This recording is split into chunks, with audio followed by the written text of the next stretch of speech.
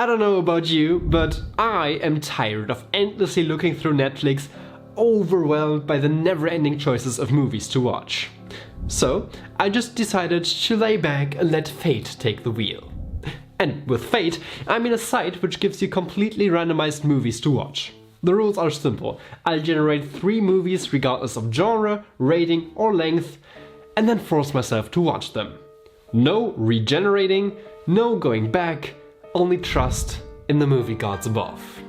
Will they bestow hidden gems, all-time classics or complete garbage upon me, their faithful glowing servant? Well, there's only one way to find out. The first movie I was presented with was Margin Call from 2011, directed by J.C. Chandor, who didn't do much besides this, but he would go on to direct Kragen the Hunter afterwards in 2024. Do with that information as you please. I had never heard about Margin Call before, so we're off to a good start. The description reads as follows. Set in the high-stakes world of the financial industry, involving the key players at an investment firm during one perilous 24-hour period in the early stages of the 2008 financial crisis. An entry-level analyst unlocks information that could prove to be the downfall of the firm. Now, right off the bat, I'm not usually the target audience of financial dramas. As an outsider, I never understood this capitalism thing you humans are doing, and neither am I particularly invested in it. Get it? Invested? Because we're talking about economy. The performances here are one of the strongest parts, and I would particularly praise Kevin Spacey here if he wasn't a terrible human being and caused a gag reflex in me whenever he's on screen, despite the absence of any digestive systems in my non-existing body. The writing is also quite strong and features some really memorable monologues, although there is one thing that does get slightly annoying, which is that the movie treats its audience as really stupid. It tackles quite a complicated subject matter, and things can be hard to follow whenever characters start to talk about finance, numbers, statistics stuff. My boy JC was seemingly very aware of this, so in expository dialogue, he had a character say something like, "You know, I don't get this stuff, explain it to me like I'm a child." Which would be fine if it happened once, but it happens 3 separate times, with one character even saying, "Explain it to me like I'm a golden retriever." The worst part about this is that following the explanation, I still didn't get it, making me feel like even more of an idiot each damn time. But I'd say the viewer doesn't really have to understand the exact mechanics of what's going on. It's clear that really bad stuff happened, which will cause even worse stuff to happen to the entire economy.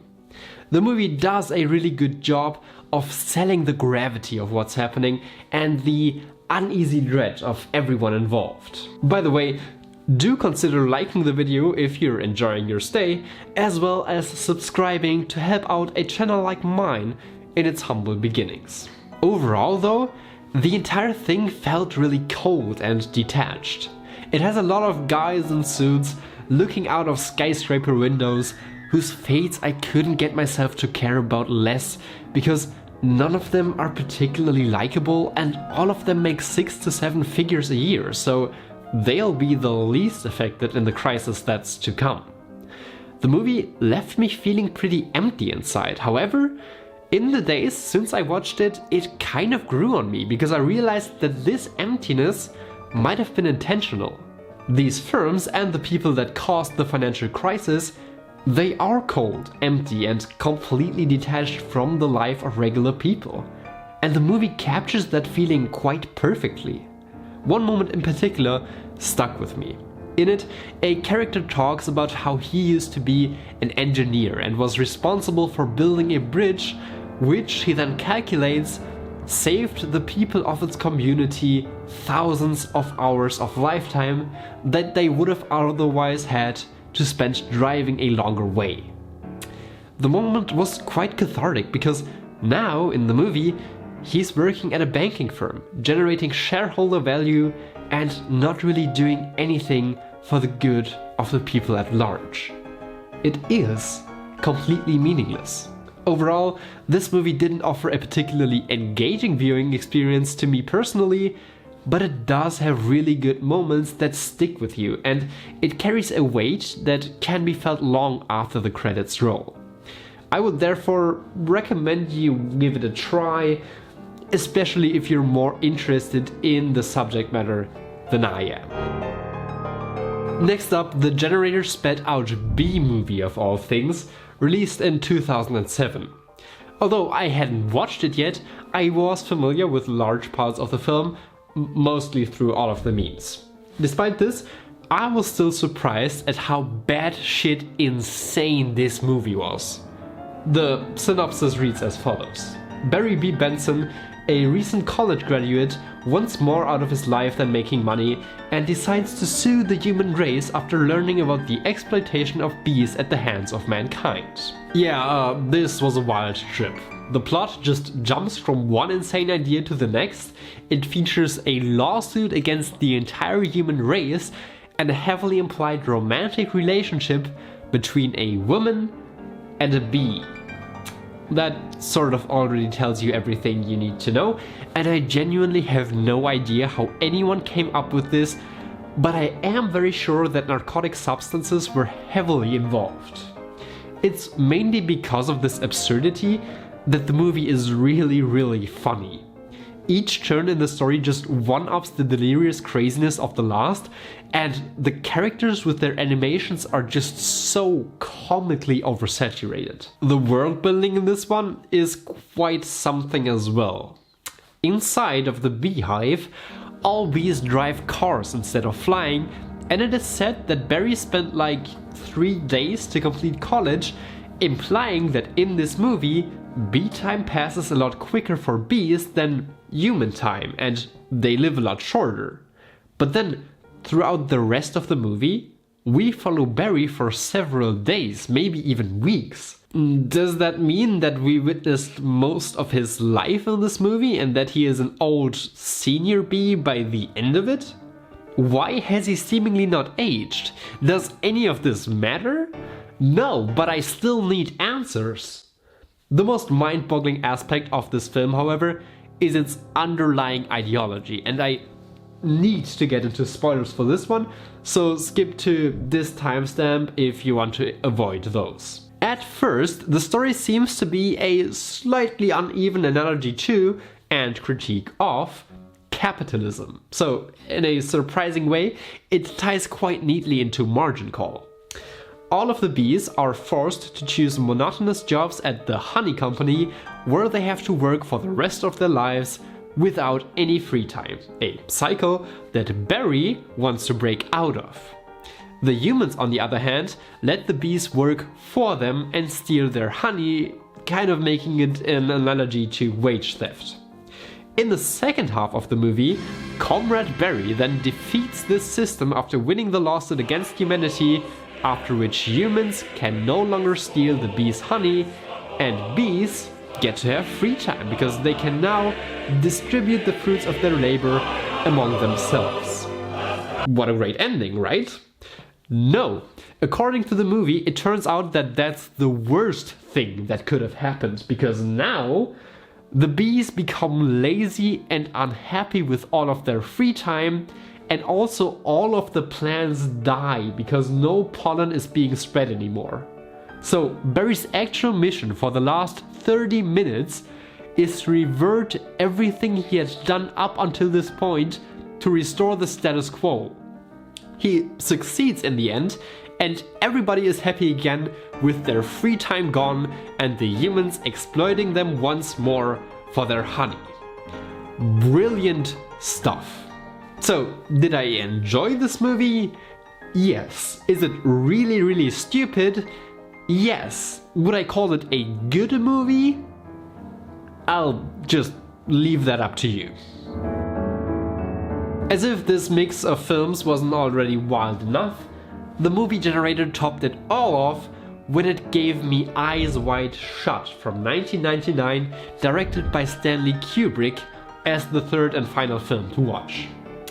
I was really glad the movie gods chose this one for me, as I already wanted to get more into Kubrick's filmography. After all, he made two of my all-time favorite movies with 2001: A Space Odyssey and Barry Lyndon. And even though I already knew a thing or two about Eyes Wide Shut, nothing prepared me for the experience of actually watching this film. But first, here's the official synopsis. After Dr. Bill Harford's wife, Alice, admits to having sexual fantasies about a man she met, Bill becomes obsessed with having a sexual encounter. He discovers an underground sex cult and attends one of their meetings, only to find out that he is in over his head. This movie, it did things with me. First of all, the performances here are really amazing. This might be the best I've ever seen Tom Cruise act, but Nicole Kidman is also just great in here, as are virtually all of the actors down to the smallest of roles. The film excels in building up this nightmarish atmosphere that pulls you in further with every scene and dissolves more and more into a fever dream as time goes on. I was really on the edge of my seat throughout the entire 2-hour and 40-minute runtime. The score also greatly contributed to this, because that piano absolutely wrecked my nerves. The thing is that the movie is already intense enough on its own, but the knowledge of everything surrounding it just amplifies its effect. As many of you might already know, this was Kubrick's last movie, as he suddenly died of a heart attack during the final phases of post-production. This led to many myths and conspiracy theories being formed, which have recently gotten a boost in popularity due to the Epstein files and everything surrounding them. The parallels are quite clear. The movie literally revolves around an extremely secretive sex cult comprised of the societal elite. So the narrative goes that Kubrick already knew all of these real-life parallels and wanted to expose them with this movie, but ended up being killed before he could finish it. Then the studio stepped in and cut out large parts of the film, muddying his original message. And indeed, there are some potential symbolisms and strange things embedded here, most noticeably in the very last scene, in which you can see the daughter of Tom Cruise and Nicole Kidman's characters apparently being led away in the background by some strange men dressed in black. A lot of people are now interpreting this as the couple selling their daughter to the cults. Ultimately, from what I researched, it seems pretty unlikely that all of this was really Kubrick's secret intent, or that he was murdered for making this movie. First of all, the film is a pretty close adaptation of a novella called Traumnovelle, which was written in the 1920s. Kubrick had also planned on adapting it since the 60s, long before Epstein was on anyone's mind. Rumors that Kubrick had a heated argument with studio executives days before his sudden demise seem to lack any credible evidence, and many of the people who were close to him and actually worked on the film as well have said that the movie we have today is pretty much the exact version that Kubrick had in mind, with only minor technical tweaks having been made after his death. I guess we'll never know for sure, but even without these speculations, just knowing what we know today about Epstein, the island, and everything else, so many parts of the film have an extra bit of dread and uneasiness to them. To sum it all up, I think this movie is a masterpiece, and some moments like the infamous cult meeting will stick in my head for the foreseeable future. I'd definitely recommend watching it, and probably multiple times at that, because there is just so much to unpack here. And that concludes the wild trip I was sent on by the random movie generator. If I had to rank these movies by quality, I'd put Eyes Wide Shut at number 1, Margin Call at 2, and B-Movie at 3, though if I would go purely based on my enjoyment while watching the film, B-Movie and Margin Call would definitely switch places. Do let me know if you'd like to see me turn this into a series of videos, maybe with specific genres or something like that. If you're interested, go check out my latest video where I talk about the 4 cracks that ruined Star Wars, or my essay on how AI is trying to take over Hollywood. And of course, don't forget to like and subscribe. As always, have fun watching movies, and see you in the next one.